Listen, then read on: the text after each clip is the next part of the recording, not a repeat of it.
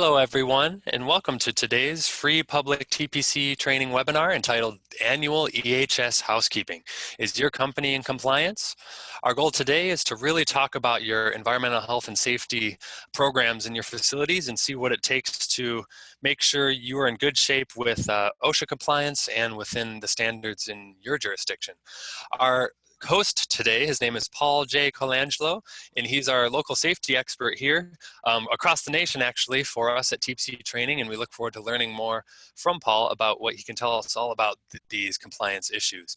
Before we get started, I wanted to let everyone know that this presentation will be available to everyone who registered for this webinar in PDF within 2 business days of the completion of this webinar. So take a look out for that in your email inbox. Also, as part of that email delivery to you after this webinar, we're going to provide you with a link to our website where you can actually watch back this recording anytime you please. The last thing I want to let everyone know before we get into the meat and potatoes of this presentation is that this is an interactive session. This isn't just a one-way session. We can actually talk back at one another. So what I want everyone to do is to notice their little toolbar on their screen share here, and they should see some options along the bottom, one including chat, the chat window. So for anyone who has a question for Paul throughout the next 30 or 45 minutes of our presentation, I want you to click the chat button and make sure you're chatting to all panelists. Make sure you're not choosing all panelists and all attendees, then it'll go to everyone on here. But click to all panelists and that question will go directly to me and to Paul, and I'll collect those questions on our behalf as the host. And we'll go ahead and answer those questions and go through them at the end of the webinar. So without further ado, feel free to use the chat line, everyone, and I'll hand it over to Paul. Go ahead, Paul. Thank you very much, Ryan, and good afternoon, everyone. I hope I'm coming through clearly. And I'd also like to welcome you to what I believe is our first webinar of the 2020 calendar. So happy New Year to everyone. And we felt that a very well-timed topic for this webinar would be some annual EHS housekeeping requirements. This tends to be the time of year where safety and health professionals and practitioners we seem to have a little extra. It's not that we don't have any shortage of things to do throughout the year, but there are definitely some extra things that we need to be mindful of this time of the year. So this presentation is going to cover some of those, and I will get to the next screen here with our session agenda. I'm going to start off by talking about what is typically the most popular topic this time of year, which is OSHA injury and illness record keeping requirements. For those of you who are affiliated with your company injury and illness tracking and your record keeping, a lot of this is going to be repetitive, but you also find that this is an area where a lot of non-safety folks are tasked with this, and it can be very confusing when you first get involved with record keeping. Not to mention OSHA has really, they've really enacted a lot of updates to the record keeping requirement over the years. And I'm going to go over some of that. So this should be very informative for all parties. And then I'm going to start talking a little bit about annual and recurring refresher and developmental training requirements for your workforce. I'm also going to include license and certification renewals. And the last part of this is going to be dealing with safety and health program evaluations. For those of you who have been on webinars with us before, I have addressed the topic of safety and health programs. And this time of the year is usually, it's very well in alignment with everything else that's going on.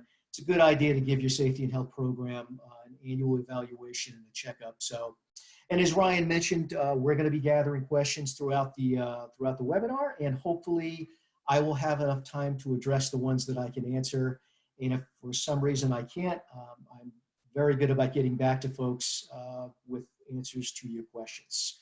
I also wanted to mention, as usual, I typically speak for about 35 to 45 minutes, and hopefully, again, we can reserve that 10 to 15 minutes at the end of the webinar for questions. So without further ado, let's get right into the record keeping regulations. So January tends to be a very busy time of the year for safety and health practitioners and professionals. in terms of gathering up the information that's come in throughout the year through their injury forms. And they have to take a look at a couple of things here. One of those is a reporting requirement, and the other is a recording requirement. I also want to mention that I am anticipating a lot of repetitive questions throughout this webinar, especially from those of you who aren't familiar with record-keeping regulations. I will tell you that record-keeping can be a very intimidating topic to handle. It's not just about which injuries and illnesses are reportable and reportable. As we all know, there are so many different ways for people to get injured, become ill. And throughout the years, I find myself going more and more into the regulations and any helpful landing pages and websites that can help me answer questions, as well as talking to fellow colleagues. But throughout this presentation, I've embedded a lot of links that I think are some of the best links to get answers to your questions. For instance, this first link, and Ryan's probably laughing, but I have a little bit of nervousness about clicking on links, even when we've done them in trial. Sometimes you click on a link and for whatever reason, if the website's busy, it can really mess with the presentation. So I try to avoid actually clicking on them. Before the presentation, I did make sure that all the links are active. They all seem to be, but the first link I've put up there for you is the actual regulation. For the 1904 OSHA regulation is going to give you the majority of your information. And I will say that when it comes to regulatory law, and a lot of you folks that are familiar with OSHA regulations, a lot of this regulatory language can be very confusing. It can be very hard to understand and interpret. But I will say that I think OSHA's done a very good job at putting information into their record-keeping regulation that is very clear and concise. They demonstrate things through Q&A, through a lot of flow charts. So chances are anything you've run up against in terms of whether or not to consider something reportable or reportable, you'll probably find it in there. You know, anything from, you know, needle sticks to heart attacks, first aid cases, auto accidents. Again, there's such a broad range of issues when it comes to injuries and illnesses. The other thing I wanted to make mention of in this slide is that there is a very informative seminar that the OSHA Outreach Training Institute Education Centers put on. It's seminar number 7845. It's a 4-hour seminar. These are available through the OSHA Outreach Education Centers. There's a link there for the map of education centers so across the US. So depending on the state you live in, if you just happen to be close by to one of these centers, you may be able to get to one of those seminars. I'm not aware if this seminar is available online. It could be through some of the OTIs. There also may be some equivalent programs out there, but I guess for anyone who's really looking to take a deep dive on the record-keeping rules, this seminar I find to be very, very informative and helpful. So beyond the time constraints I have here with just a 30 to 45-minute webinar, hopefully this can benefit you going forward if you choose to go that route. So let me just go over some very standard information when it comes to injury and illness record keeping. The first thing I'd like to address are the reporting requirements. And when I say reporting, this can actually be in dual capacity. We can be talking about reporting to your employer. I think it is very, very important to establish reporting hierarchy to your employees and your workforce. You know, one of the first things that I always ask employers when it comes to their orientations, you know, do you include that information? I don't know about you, but, you know, if I go to work for somebody, whether I'm a new hire or, you know, maybe even a temp worker, one of the really important things I need to know is in the event something does happen, you know, who do I report to? So it's always very beneficial to have those names and contact numbers in place. Maybe even some, you know, time constraints. You know, you have to report things within a certain amount of time, whether it's 2 hours or 8 hours. But that's one of the definitions of reporting. I think in terms of regulatory, the really important thing we want to drive home with reporting is when it comes to OSHA severe injury reporting. And OSHA's kind of revamped this over the last few years. But, and again, I've put a link right there to the OSHA severe injury landing page. So where it stands right now, and this can always be a moving target, so to speak. It's not to say that OSHA is going to come back and revisit this, but as of right now, all employers, and the reason why I highlighted all employers, there's a misconception out there. A lot of folks will say that they are exempt from OSHA regulations. There are a few industries and organizations that are exempt from the regulations themselves, but all employers are required to notify OSHA when an employee is killed on a job or suffered a work-related hospitalization, amputation, or loss of an eye. So that has no bearing on the size of your workforce. To the best of my knowledge, there is no one that's exempt from that. So you've got to be really careful whenever you hear somebody saying I'm exempt from that. What they probably mean is that they're exempt from the record keeping part of that, which I'm going to cover here in the next slide. But when it comes to reporting, this is a requirement for all employers. So what you got to remember is when it comes to a fatality, work-related hospitalization, an amputation, or a loss of an eye, you have to report these to OSHA. A lot of people will ask, what if I report something that is not one of those qualifiers? I really don't know. I don't know if that would trigger anything else from OSHA, but I think at minimum, they would just notify you to tell you that this isn't something that requires their notification. But by all means, the other things that are listed there are reasons that you have to do, that you have to contact them. A fatality must be reported within 8 hours of the event. Inpatient hospitalizations, amputations, and eye loss must be reported within 24 hours. So OSHA does establish some guidelines there. And once again, whenever you are including information to your employees and your workforce about reporting, it's also helpful to remind them that you as an employer have a mandate through OSHA to report certain things. So it is extremely important that certain events that are listed there are reported in a very timely fashion. It's not just an internal policy issue. It's a regulatory compliance mandate. So we just talked about reporting, and now I want to talk a little bit about recording. For those of you, again, who are familiar with OSHA record-keeping regulations, this should be very commonplace for you, this information. Employers with more than 10 employees are required to keep records of injuries and illnesses. This is what I mentioned earlier when people talk about exemptions. What they'll typically mean, maybe whether they realize it or not, is that they are exempt from this rule. So if you have 5 employees, 8 employees, this record-keeping rule doesn't necessarily pertain to you. And that is not to say that you can't still initiate this within your company. This is always, from a best practices standpoint, I think this is always a great way to get a great base and platform started with record keeping, because let's face it, obviously, I think one of the goals of any company is to grow and evolve, and with that, so will your workforce. So if you're not required to do it now, eventually you will. So I think it's makes a lot of sense to get familiar with these record keeping regulations, and I've enclosed a link there for the record keeping regs. Some important forms to mention for those of you who are familiar with this is very common. OSHA 301 first report of injury. It is not to say that you have to use that form specifically. A lot of folks rely on similar forms that are a lot more robust. Sometimes your insurance company, your insurance carrier or broker may require you, or they will even offer you a different sort of a form, a different version, if you will.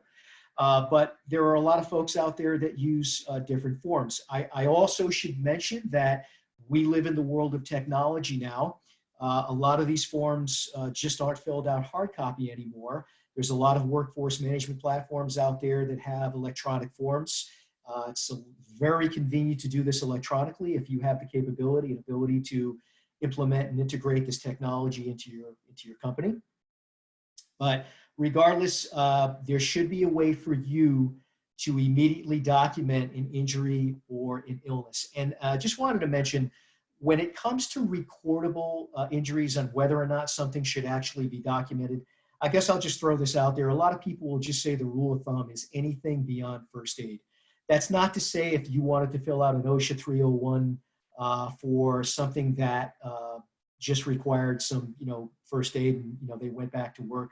You can always document anything, but where the rubber really hits the road is toward the end of the year where you have to start compiling information for your OSHA 300 and 300A. You've got to decide whether or not that's actually recordable or not, whether or not that actually moves forward to these next documents. So your OSHA 300 log, your log of work-related injuries and illnesses, this is where you're going to take those recordables and you're going to transfer them from the 301s onto the 300 log. This is common, very common with pre-qualifications for companies whenever they're talking about your OSHA recordable rates, injury and illnesses. So this is the official log where you're going to track all this information. And again, it's a very basic type of a document, but you really need to be on top of the regulations to know what information goes there, which boxes to check, so on and so forth. So that is a very important document to your company. Record keeping documents like this, I want to say the rule is either 5 or 10 years as far as retention of records. Some states may have more stringent requirements, but again, these are very, very important documents to record keeping. So whenever you're going after a contract, whenever there's an issue, if there's a violation, if OSHA is asking for them, these documents are going to be very critical in establishing a track record of record keeping for your company. The reason why I mentioned this time of the year tends to be very extra busy, so to speak, for safety and health folks. During the month of January, the compiling of information for injuries and illnesses tends to be pretty cumbersome depending on the amount of folks that you have working in your company. If you have a few dozen, folks, that's one thing, but if you're a large organization and you've got hundreds, perhaps thousands of employees, you've got temp workers, you've got contractors that work with you, this can be a full-time job for somebody, just keeping track of this information and then compiling it into the correct documentation. The 300A summary is a document where you are going to transfer information from the 300 log. The information that will not be transferred is what I would call security specific. It's not going to mention names of people that these injuries and illnesses happen to.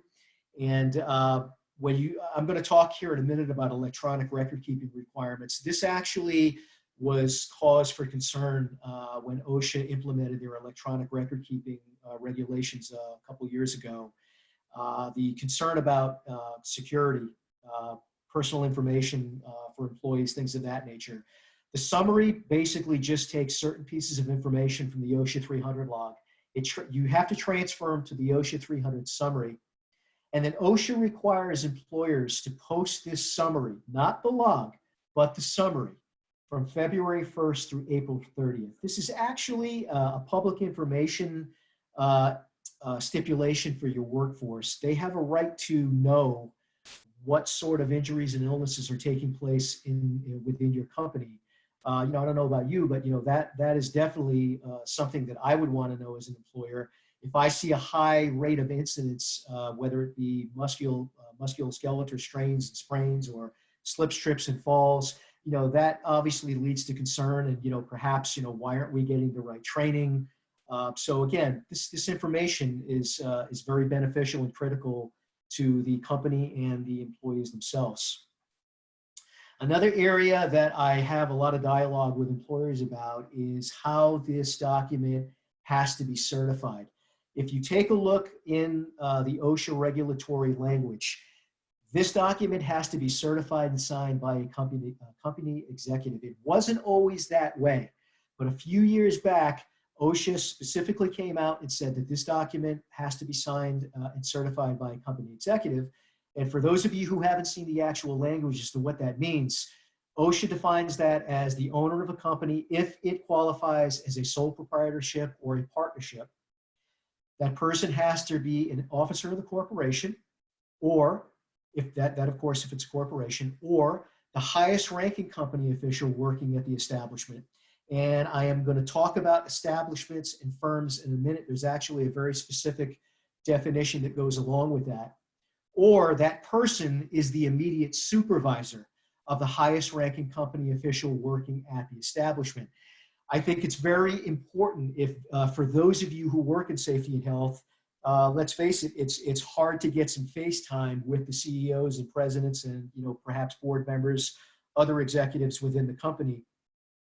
I would like to think, and I would hope that there's been an evolution in health and safety over the years where if you hold a role as safety director or corporate VP of safety and health or EHS, you now have a seat at that table. Again, I've been in environmental health and safety coming up on 30 years.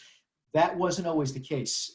It was very tough for someone in that EHS role to have a seat at that executive table. But I think this is actually one of the reasons that people in authority figures, whether they're a CEO level, C-suite level, president, vice president, their names are now specifically affiliated with safety and health regulation and documents within this company. So this is a talking point.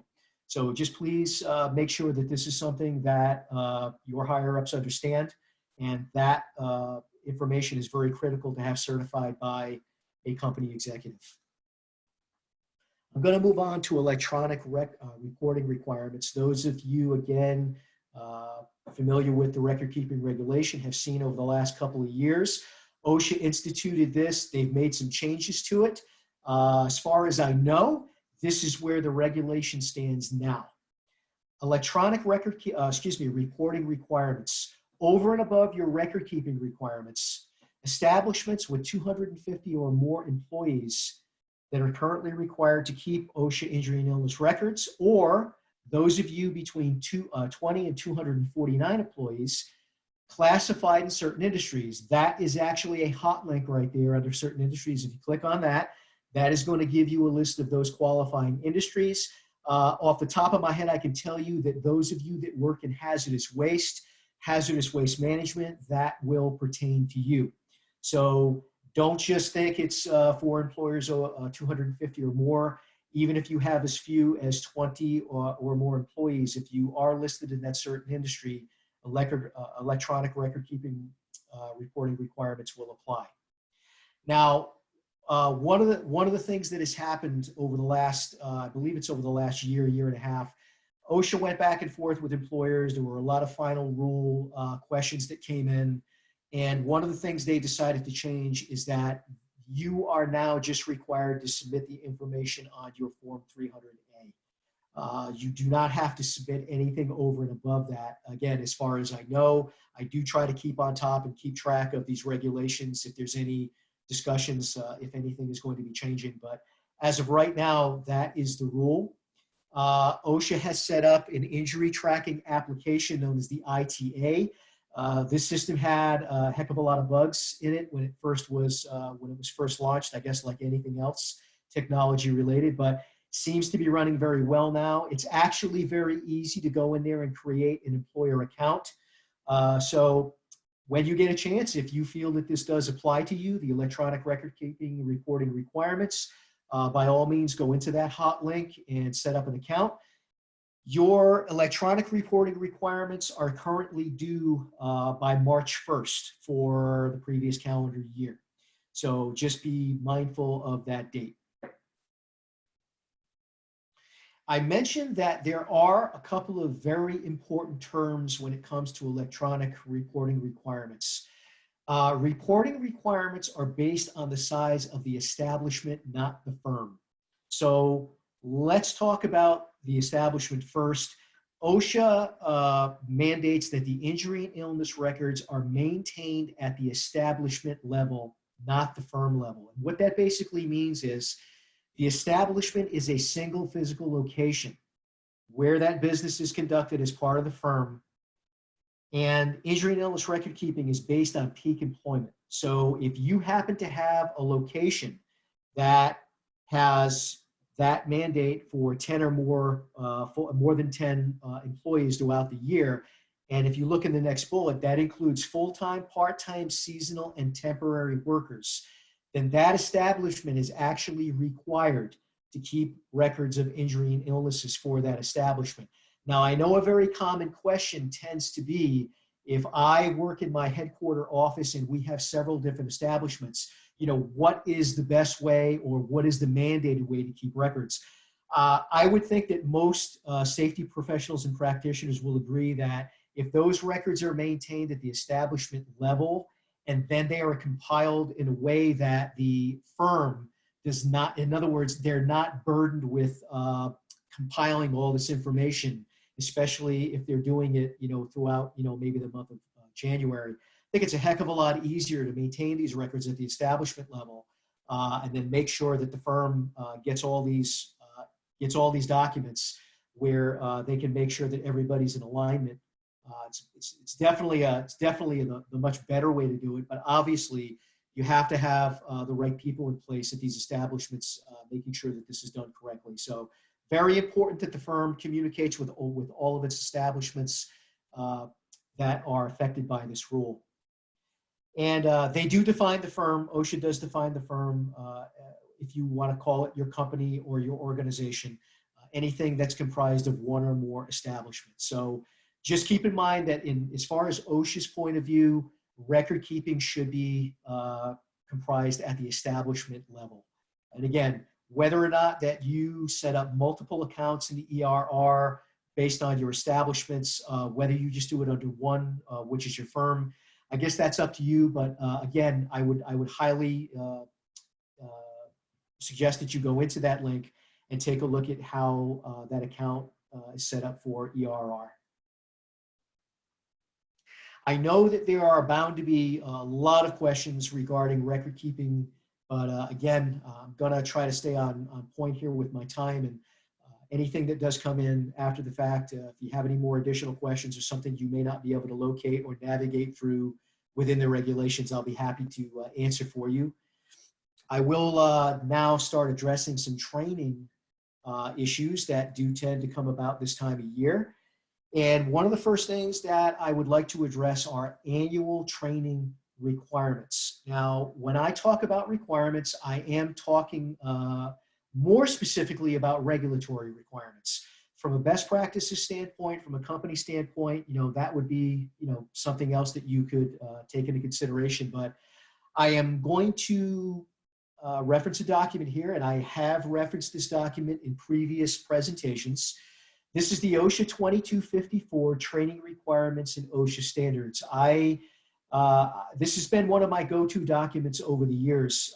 Ironically, this document is kind of a Cliff's Notes version, if you will, of all the training requirements that are found within the OSHA regulations. So whether you go into the 1910 general industry regulations, or you go into the 1926, or you go into maritime, OSHA has done a very good job sort of dissecting all the training requirements affiliated with these subpart topics.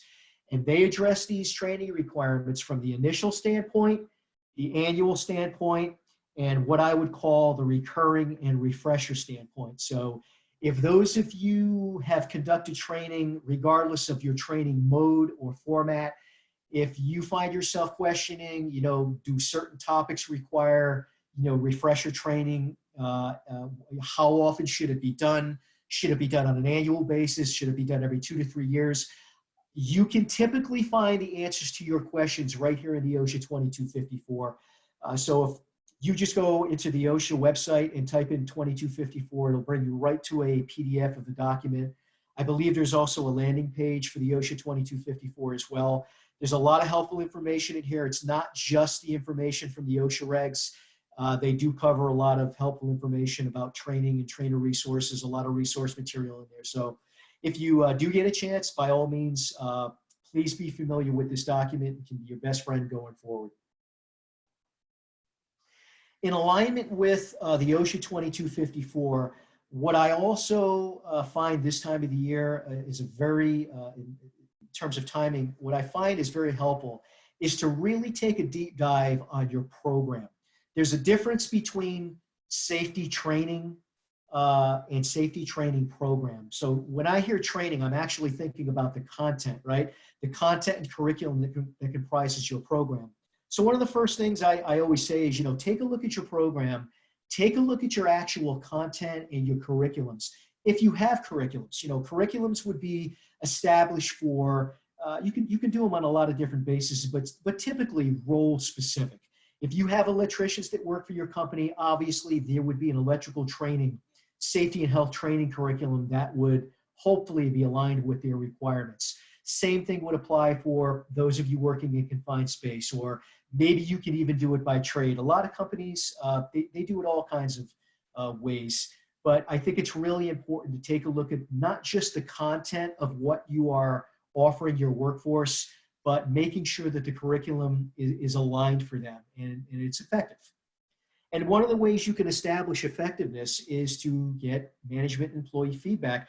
I think it's critical that once training is implemented, it's very, very important to get feedback on those programs. If you're not talking to your management and your employees on observations that are made after training, or maybe even frustrations about what they've learned throughout a specific course, or perhaps they've got a requirement or request for additional training. Very, very important as an organization that you get management employee feedback when it comes to designing your safety and health training program. And also management of completion records. That tends to be a big source of problem whenever I talk to folks about safety and health programs. It's not just implementing that program, but it's actually how you manage those records. Some of those records, as you know, they have to be very readily available. It's not just for perhaps contract ramifications, but if there's a violation that happens, I can tell you that training records is one of the first things that a regulatory agency is going to go after. So the last thing you want to find yourself doing is scrambling for training records, completion records, certificates of completion. Make sure you have a very effective and healthy management system for these records. And the last thing I wanted to mention is that we very often tend to overlook trainer requirements. Now, there are many different ways that employers can implement training within a company. They can do it in-house through their own trainers. They can hire a third party, in-person and online technology. There's so many great ways to conduct training within your company. A lot of hands-on training, a lot of demonstration-based training, a lot of virtual training now that I see people doing. It's a lot of great stuff out there right now that just wasn't available years ago. I think regardless, it's very important to keep in mind that trainers have requirements too. So it's very important that if you are dealing with perhaps your own staff of in-house trainers, that you make sure that you are meeting their requirements. So if there are, it doesn't even have to be from a content perspective based on, say, a certain topic. It's very important that they brush up on things that are hazard specific, but it's also important that they brush up on trainer skills, presentation skills, the way to implement certain technologies, how to assess your audience. All these things matter when it comes to making the training effective. So let's not forget about trainer requirements as well. Some annual training requirements in terms of refresher training, anything that requires some ongoing refreshers. I do want to point out that there are some topics here that you need to be aware of depending on the industry that you work in. And this is not an all-inclusive list by any means. If you go to the OSHA 2254, you're going to find more topics in there that do require ongoing refresher training. But on an annual basis, some of the topics that I have listed here: HAZWalker training. Any of the general site workers that have gotten 24 and 40-hour training. That also includes first responders, hazmat technicians and specialists, incident commanders. They are required to have refresher training on an annual basis. If you have a noise exposure program, hearing conservation plan, you have workers out there that are exposed to noise, they are supposed to receive annual training on that topic. Bloodborne pathogens, those of you who work in healthcare, hospitals, there are a lot of different industries that are affected by bloodborne pathogen training. That is an annual requirement as well. So not just initial training, but an annual requirement for all these topics. Lead and asbestos, two very popular training topics that do require annual training. Respiratory protection, that is also required to have a respiratory protection program. But anytime you're talking about respiratory protection, annual training is going to be required there. And last I put on here, FPP, fire protection, fire prevention planning. Anybody that could be working within your company as a fire brigade member, there is an annual training requirement there as well. Recurring training. This isn't specifically training that requires an annual mandate. This is training that could be anywhere from 2 years, 3 years, 5 years. In other words, it doesn't have an actual annual requirement. So just some of the topics I wanted to list here. These are not just regulatory topics. These are also consensus standards. I've got some consensus standards listed here. One of the first things here that I wanted to make mention of is that you may implement OSHA 10 and 30 outreach training for your organization. I think it's very important to know that it is still not a requirement from a federal standpoint. Outreach training is a completely voluntary training program. However, certain states do have requirements, certain contracts do have requirements, certain customers that you may deal with may have a requirement for this type of training. But I did want to point out that there are currently 2 states, two states and 1 city that have a recurring training requirement on the OSHA 10 and 30-hour outreach. Currently, the state of Connecticut, which just happens to be my home state, the state of Nevada, and New York City all have a 5-year refresher requirement for construction. I do not believe that is a general industry requirement. It is strictly for construction. The next I have listed here is a document called the ANSI Z359.2. This is part of the ANSI Z359 Fall Protection Code. Fall protection, a very important, broad ranging topic that I would say probably affects every employer out there. It's to some level, to some degree. That ANSI Z359.2 Fall Protection Competent Person, they do have a 2-year requirement for folks that are trained in competent person training. I do believe that the standard calls out 24 hours for competent persons. I want to say there's at least an 8-hour requirement for hands-on, but it also talks about recurring training on this every couple of years. So for those of you who are affected by that, you may want to look very closely into the ANSI Z359.2. Process safety management for those companies that deal with highly hazardous chemicals and substances. Every 3 years, you should be implementing training. So not just on an initial basis, but every 3 years, you should be implementing that type of training to your workforce. Another consensus standard out there, the NFP 70E, the electrical safety related work practices, a very important document for those of you who work in electrical spaces. Again, the electrical safety related work practice training not to exceed 3 years. That standard is about 100 pages long, very informative, and it does call out specific training. But one of the things they call out specifically in that is a 3-year mandate on safety related work practices. For those of you who have powered industrial trucks or forklifts, vehicles of that nature, performance evaluations are mandated every 3 years. So obviously you can look at a performance evaluation as part of an overall training program. OSHA does have a very helpful landing page for powered industrial trucks. My apologies for not putting the link into this presentation, but there are a lot of requirements for powered industrial truck. So just keep in mind that performance evaluations should be mandated every 3 years. And the last thing I put in there is EAP, emergency action planning, anything affiliated with that plan, evacuations, fire protection. The common language for EAP is anytime, not just on an initial basis, but anytime that there is a plan change. And obviously, being that organizations grow considerably, the EAP must grow with it. I want to say that if you have under 10 employees, you don't have to have a written plan. You can actually have an oral plan is acceptable. But anytime you're talking about larger workforces, a written EAP is required. So it's very, very important that your workforce not only gets initial training on the EAP, but anytime there's a change to the plan, not just a change to the plan, but perhaps even roles within that plan. If you appoint certain employees to be monitors, to be role gathering persons, or certain safety roles within that, anytime that there's a change to that plan or a role within that plan, very important to conduct EAP training.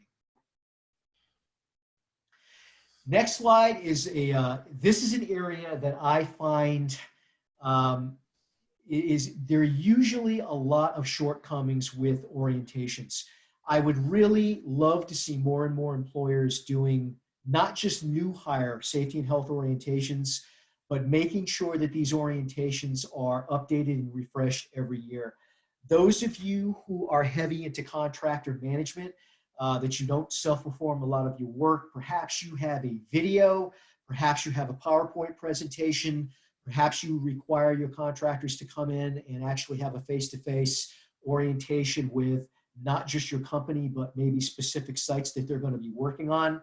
I think it is very healthy and beneficial that not just your contractors benefit from this, but your employees, your overall workforce as well. I really, again, feel that these should be done on a new hire and an annual basis. And I also want to point out that I think that this is an area where a lot of companies do fail in that coming right out of the gate with employee new hire, they make the mistake of kind of throwing all their policies and procedures and documents and almost expecting folks to kind of figure out what all this language means in regulatory text. What I say is coming out of the gate, especially a new hire, keep it simple. Make sure that they understand how you treat safety and health within your company. Make sure that they understand that there is an open door policy within your company. They have a voice. So, if they have a concern, they need to be heard. Make sure you give them the do's and don'ts about your safety and health policies. I mean, typically that's just a page. That's not 100 pages long. That's just a page of do and don'ts. Really helpful when they see leadership by example, when they see a mission statement from the CEO or president.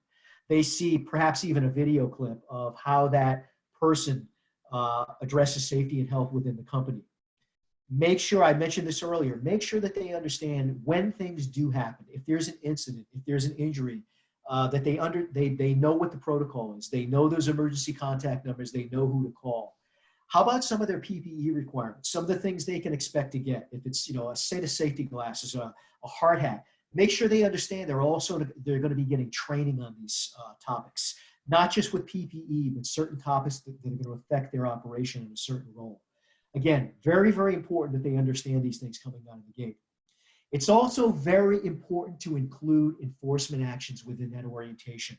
I never want to lead with enforcement, but I also want to make sure that they do understand that there are consequences for poor actions, poor behaviors.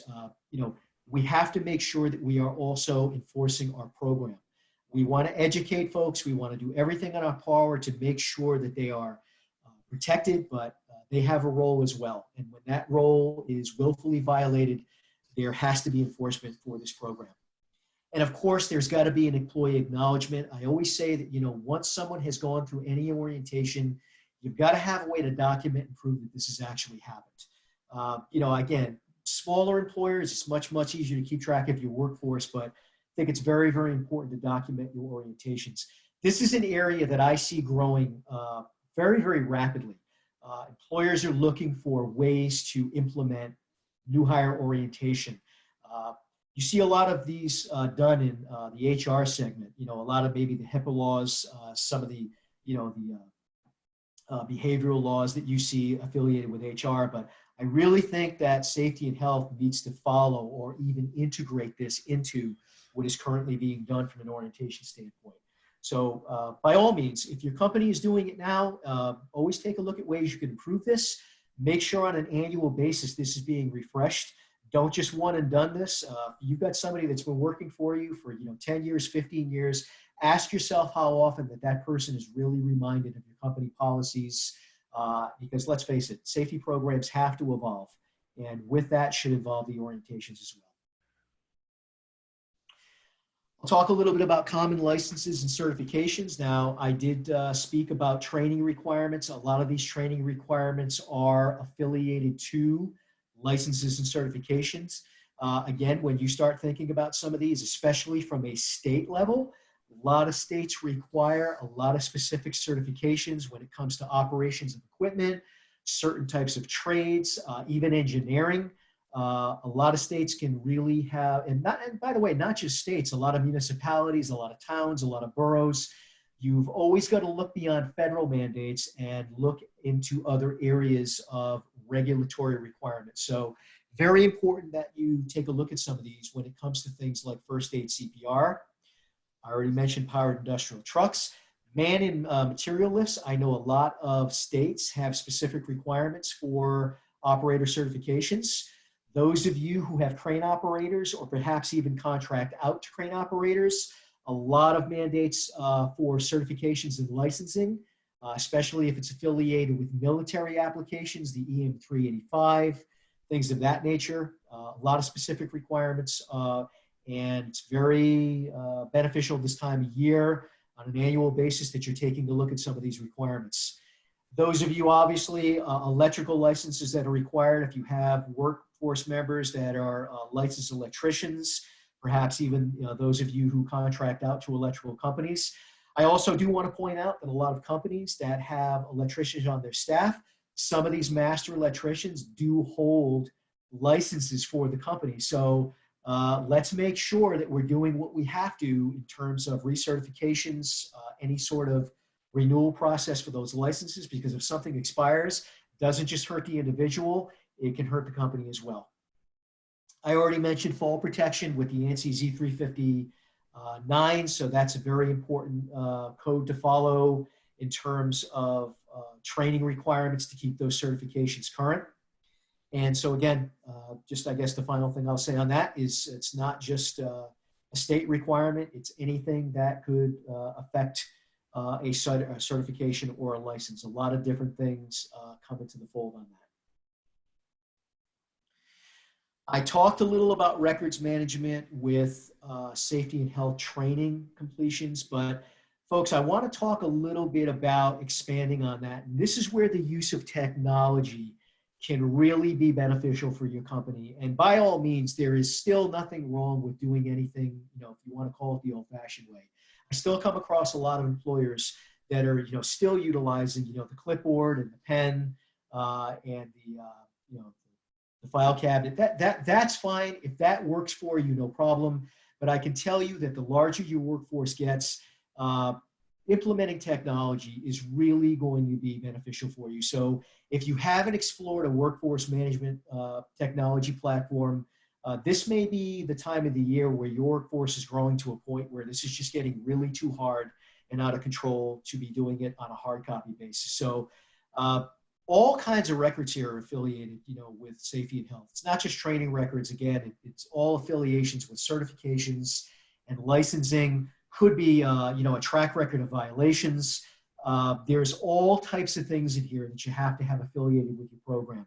So make sure whatever you're doing, first and foremost, that, it's accessible.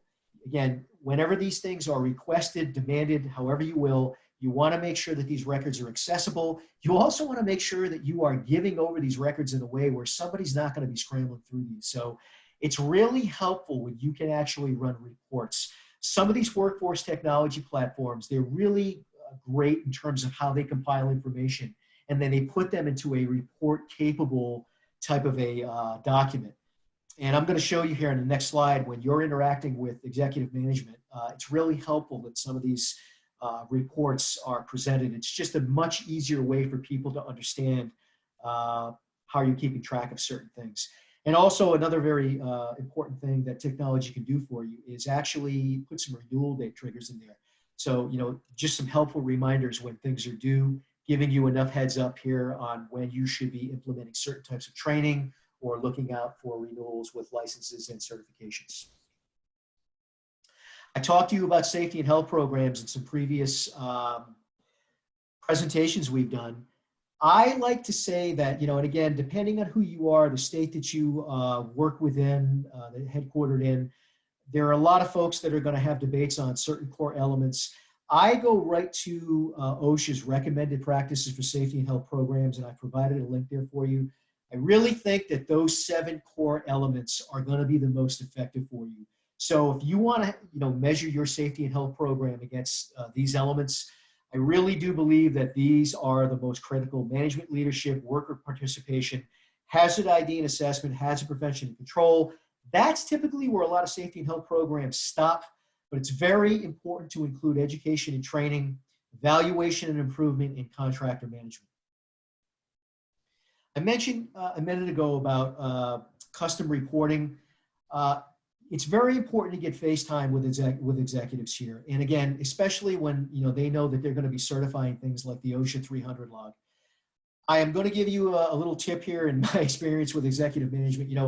Most of them do not understand safety and health language, and vice versa. They don't expect you to understand things like finance. So, you've got to be very mindful that when you're going in to demonstrate your performance, when you're going in to demonstrate how your safety and health program has done, especially when ultimately, there's a budget associated with it, and perhaps you're going to be looking for extra funding for things like training and equipment, it's very important that you put things into visuals. Everybody can understand a pie chart or a graph on perhaps where things stand within your company and how it measures up against the national average. So, very, very helpful to have reports run where people can actually understand the language, how it pertains to these visuals, how it's going to meet your goals and objectives, and basically overall where things stand within your company. Some annual contractor checks, again, some of these things with safety and health program evaluations. It's also very important that you include your contractors in this. Just like I was mentioning about things like employee orientations, when's the last time you went back and had some back and forth, some checkpoints with your contractors? A lot of times I'll take a look at contractor evaluations, and some of them haven't happened in 5-10 years. So it's one thing that a contractor was in compliance with your policies. The question is, as the years go by, have they maintained that compliance? These are just some of the things some of the more popular topics that people pre-screen contractors for: insurance requirements, EMR, which are experience modification rates, how they pertain to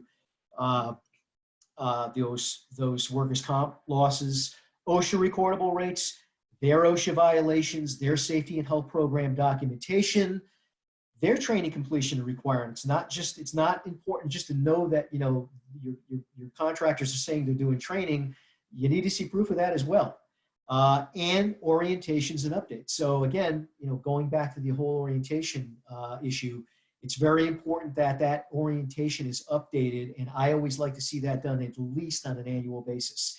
That's not just from a company standpoint, but that could also be from a work location standpoint too. All the specific things that are affiliated with that specific project or job location. And I am taking a look at the clock on the wall, and I'm going to hurry up here a little bit because I think I've got about 10 minutes to go. I'm going to finish up with talking a little bit about facility compliance. In with your safety and health program, it's very beneficial to talk about your facilities. It's not just your workforce and some of the regulatory mandates that affect your safety and health program. You've also got to encompass your facilities. If you are not familiar with this document, the OSHA 3165, it's the law poster. This is going to be a requirement. I want to say it goes right back to that 10 or more, or it's more than 10 employees for any establishment. It's very important that is posted. This is what tells an employee basically what their rights are. It encompasses things like whistleblower rights. They have a voice. They have a right to report incidents and illnesses and injuries. If they have to understand what their rights are. This poster, as far as I'm concerned, is a must for your workplace. So if you do not have it, if you don't know where to get it, you can click right on that link. I do know a lot of employers that just actually click on the link of the PDF and they print this out, they enlarge it, and they use that. But I believe you can also order this publication from a lot of different resources as well. Your EAP, I mentioned that earlier, your emergency action planning documents, your evacuation route documentation, your illustrations, locations of your fire equipment and your emergency egress. Very, very important that is not only posted but maintained. First aid AEDs for those of you who have first aid locations within your facilities, things like eye wash stations. If you do have defibrillator, that's a very hard word to say, equipment within your facilities, this is a great time of the year to do some annual inspections on these. For those of you who work with hazardous chemicals, your SDS and HAZCOM and affiliated HAZCOM and GHS training, very, very important you take a hard look at that, making sure that your inventory is up to date, especially if you are using hard copy inventory. I think definitely the way to go now is electronic database for these. This is also a great time of year to look at your PPE inventory and conduct inspections. Obviously, inspections should be conducted on this PPE by the user prior to any use, but this is also a great time of the year where this is also a great team building thing where you can get your workforces together, take a look at your company issued PPE, your safety glasses, your hard hats, take a look at what's working, what's not working. Do you need to update this? Get rid of anything that's compromised and damaged, upgrade your PPE. So good time of the year if you're going to be doing annual inspections, evaluations to make sure you encompass your PPE. And last but not least, and believe me, that's just a couple of words there, but there's a lot affiliated with that. Fleet compliance, a lot of you who have company vehicles, company trucks, even some of the equipment that I've already mentioned, like powered industrial trucks and man lifts and equipment lifts. There's a lot of work that goes into this, a lot of vehicle inspections, a lot of documentation in terms of vehicle registrations, insurances. But again, I would say at least on an annual basis, if not more often, it's really a great time to take a look into your fleet compliance program and see what's working and what's not. Well, my apologies if I ran a little bit long with this. I see that I don't have a lot of time here left for questions, but at this point, I'm going to turn it back over to Ryan. I hope this has been beneficial for the audience. And again, I will be happy to take any questions that I am able to answer. For those I cannot get to or I don't have an answer for, I will do my best to follow up on that and get you an answer. So Ryan, I will turn it back over to you. Thank you so much, Paul. This has been a really enlightening session, and we do have a question for you from the audience. It has to do with that log of work-related injuries and illnesses. Looks like this member of the audience has been filling them out manually and has been trouble doing so and submitting them manually. Do you anticipate that most people will need to use this online and submit them online going forward? So I guess what I need to do is clarify. I'm not sure if they actually specifically mean as it relates to the electronic reporting requirements, or this is just perhaps in general. But I will say this, the OSHA 301, the 300, and the 300A are all available electronically. If you do click on that link, there are electronic versions of those documents, so they are fill in the blanks capable, so to speak. As far as the electronic record keeping, I should say the reporting requirement, again, you actually have to go in there and set up an account. If memory serves, there's at least 2 ways you can submit this information, and I'm not sure if it's done if you do want to say manually, where you take your OSHA 300, your electronic version. I also believe that you can do this via a CSV file, and I know that there's been a pain point there for submitting that via CSV file, but I hope I answered that question. I do understand that manually filling out OSHA 300 logs, it can be very, very cumbersome, especially when one of 2 things applies. It's either you have a very large workforce or you've unfortunately had a very high rate of injuries and illnesses throughout the year. Right, definitely. I think most of the other questions are circulating around whether this presentation will be available after the session is over, and absolutely the answer is yes. You're all going to be receiving a PDF copy of this presentation within 2 business days of today. So keep a lookout for that in your email inbox that you used to register for this course, as well as the recording of this session. You can listen to it back and hear it back and show it to anyone back after this is over, and this will be posted as a link from our website. Let's see, one more last question for you, Paul, that just came in. Does OSHA require incident energy identification for all equipment of electrical lines from the electrical safety standpoint? That's a great question, and I am going to refer that to the NFP 70E, that document that I mentioned in my presentation. Keep in mind, the NFP 70E is a consensus standard, and a lot of these consensus standards are what they call adopted by reference. So if you don't find something specifically spelled out within an OSHA regulation, I'll give you an example. For the 1910, I believe it's subpart S. For construction, it would be subpart K electrical. If you don't see something specifically mentioned in there, I would turn to the NFPA 70E. And I do know that there is a requirement within that standard for labeling, identification and labeling for any equipment that has the potential for arc flash, incident energy. So by all means, I really believe that the NFPA 70E is a great investment for reference information like that question. Absolutely. Thank you so much, Paul. And by the way, if you guys have any other questions about safety in general, about setting up your safety programs, about electronic documentation of all this stuff you're talking about what it takes to, what OSHA requires, what OSHA doesn't require, and how you might be able to get compliant, call us at this number you see here, or just email us at sales@tpctraining.com. We have a bunch of experts here, Paul included, that can help you through this and guide you through this, making yourself compliant from a safety, but also electrical, mechanical, HVAC, all sorts of stuff. So feel free to give us a call. We can guide you through it. And thanks again for another great session, Paul, and we will see you all soon. Have a great day. Thank you.